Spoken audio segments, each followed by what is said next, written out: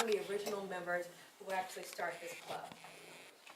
He's working on another Southern Communicator manual, which is, again, for our guests, the first manual that we go through in the club so we can start building speaking skills. Although many members go through it multiple times. The title of his speech is Speed Breaks Down, Flaps 100%, Release the Parking Brake, Throttles. When you fly, have you ever wondered what are those noises you hear the aircraft making between leaving the gate and taking off? Today, Ken is going to give you a little insight about the aircraft of the system that makes those sounds and what those systems do to control the aircraft during flight. Please welcome Ken Taylor.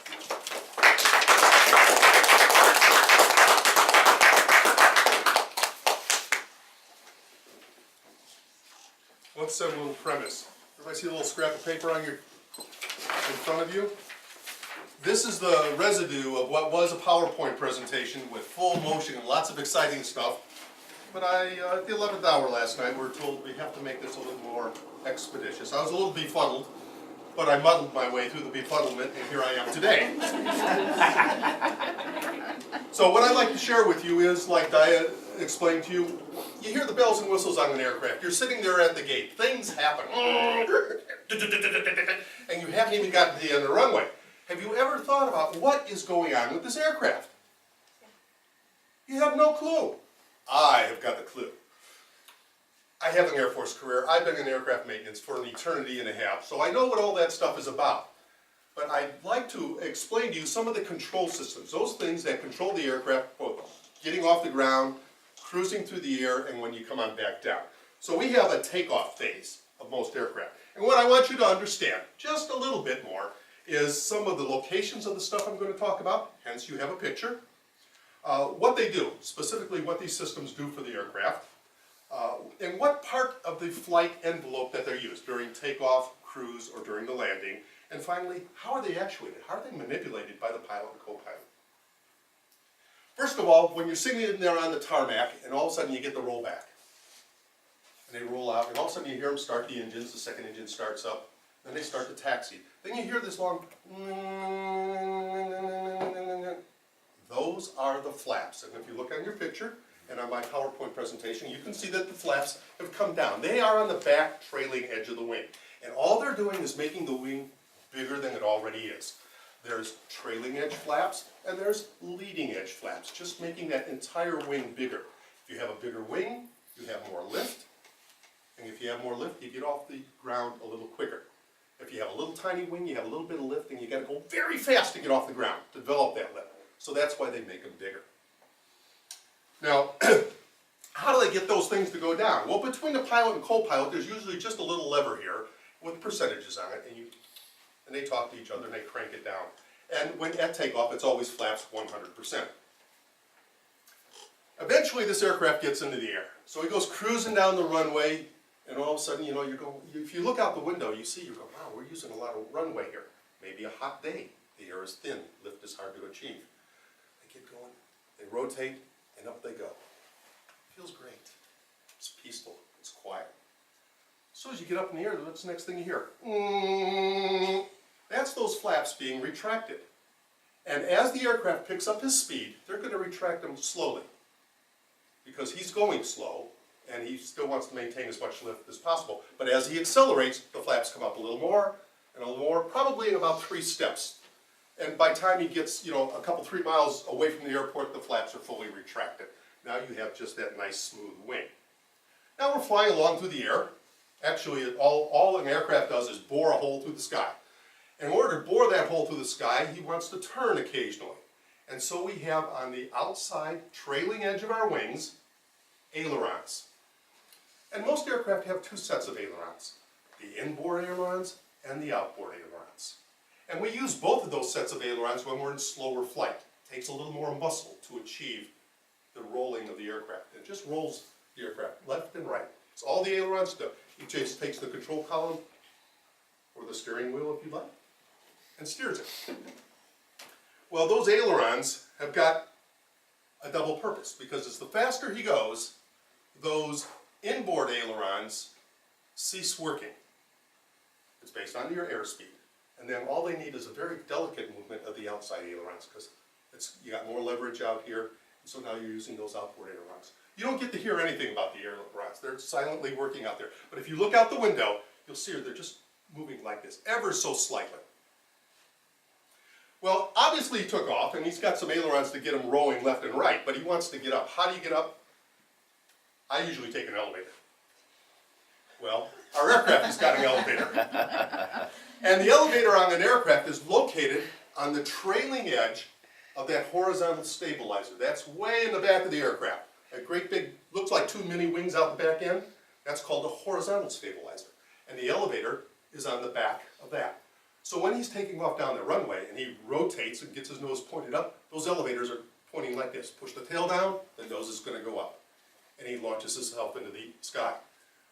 Well, he keeps him pointed nose up until he gets up to altitude. Usually, ladies and gentlemen, we're climbing to 35,000 feet, our cruising altitude today, and we're having rough weather or whatever. They like to talk to you a lot up there. But those elevators are getting you up and consequently getting you down. How do they do it? They both got their control columns. Instead of rolling left and right with their ailerons, they're simply pulling fore or aft with that control column. The more they pull aft, the more they kick up, the higher your nose goes. The next thing we got to do is once we're in the air, we've got the ailerons working for us. We've got the elevators are pretty streamlined now because we're up at that 35,000 feet. But now they want to change their heading. We were heading from Raleigh down to Atlanta, but no, we're going to head down to Jacksonville, Florida. So we have to roll the aircraft over to do that. Rolling this aircraft or changing its direction is a coordinated move. The ailerons simply roll you left and right, but they don't necessarily turn your nose in a new direction. So we have a new guy on the block. His name is the rudder. The rudder is a long, slender control surface located on the back of the vertical stabilizer, the tail, if you will. And so when the pilot rolls the aircraft, with his pedals, he's going to press one or the other, and it's going to deflect the rudder a little left or right. And what the rudder does, in conjunction with the ailerons, is give you a nice, smooth, coordinated turn. If you didn't have those two surfaces working together, it would be jerky or uncoordinated, or he'd be slipping through the sky sideways. He'd put his nose over there, but he isn't getting what he needs. Slipping through the sky sideways is a whole different subject on landing, and we'll touch on that just a little bit in a little while.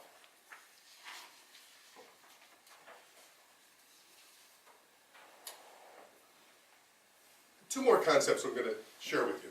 And I know really from last week's introductory class that you took to aircraft flight controls and the autopilot system, this is just stepping it forward to that. So I realize that as you hear all these, you know, they're coming at you fast and furious. Not to worry. By the time you get to week 18 out here, this will be like your second language. You won't even worry about it. So when an aircraft is flying through the air, if things are not coordinated, you ever see any photos of an aircraft landing at a runway? And the runway is straight ahead, but the aircraft is coming in like this, sideways? Well, that's because the wind is blowing on the aircraft, and he's trying to come down centered on the runway. But he's controlling those control surfaces, and at the last minute, he kicks things around with his rudder, and he comes in for a nice landing. When he's flying sideways, that's called a skid. Just like we used to do in our cars on icy surfaces, it's a skid. Or if for some reason the wind is very strong and he's sliding away, that's called a slide. So aircraft, just like cars, slip and slide. And that's when you're sitting there and you're thinking, oh man, I don't feel so good. There's a lot of motion going on up here. That's in the critical phase of the flight when they're coming into land. They're dealing with crosswinds. And the guys are working their hardest at that time to give you a nice, smooth landing. You know, when they land, sometimes you go, not so successful. Very successful. But the pilot and co-pilot are working hand in hand to get that done. But as he's approaching the airport, he's got to land. Remember those flaps that we lowered in the beginning? Now we're going to start to lower them again, because as we approach the runway, we're going to be moving slower. And so the lift that we're developing off the top of the wing is going to be reduced at a lower speed. So we need bigger wings to keep the amount of lift there to keep us from just plummeting to the earth. So the flaps are being lowered. But now we're going awful fast. Got to slow down a little bit. Well, we do that by retarding the throttles, the engine throttles, bringing them back a little bit. But also, we have another control surface. They're called spoilers. Or another term you may hear in the future are speed brakes. These are little surfaces on the top of the wings, in the center of the top or the back of the top, and they simply come up and go down. There's a little lever in the cockpit that they actuate those guys. And so we're going, wow, we have to be at 150 knots when we touch down, but right now we're at 230 knots. How do you get rid of that speed? Just bring up those spoilers a little bit and then lower them. They're actuated very swiftly between the pilot and co-pilot. Finally, we touch down. Everybody's happy. And now that becomes the noisiest part of the whole flight. And I'm going to talk about a control surface. No, it's not a control surface at all. They're called thrust reversers. Now the pilot and co-pilot have got brakes. You know those rudder pedals are pushing back and forth? Well, if you push on the top of those pedals, that applies the brakes. But if you only had the brakes to stop the aircraft wouldn't stop. You'd be off the end of the runway. So that huge noise you hear is the pilot and co-pilot actuating the thrust reversers that take the thrust that's usually going out the back of the engine and aiming it forward. Those are thrust reversers. That's another subject. I think that's in week 13. We talk about engine thrust reversers. So what I'd like you to know, all the bells and whistles you hear on the aircraft, not to worry. You got a pilot and co-pilot manipulating those different surfaces during the different phases of flight. The noises are there, everything's working fine. When you don't hear the noise, that's something to be worried about. So if you have any questions later after class, ask me. I'll fill in any blanks that you need filled in. Madam Toastmaster.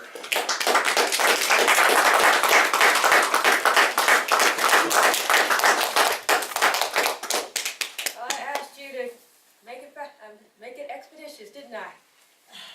And it certainly was. The next portion of the meeting, after the prepared speeches, is the table topics portion.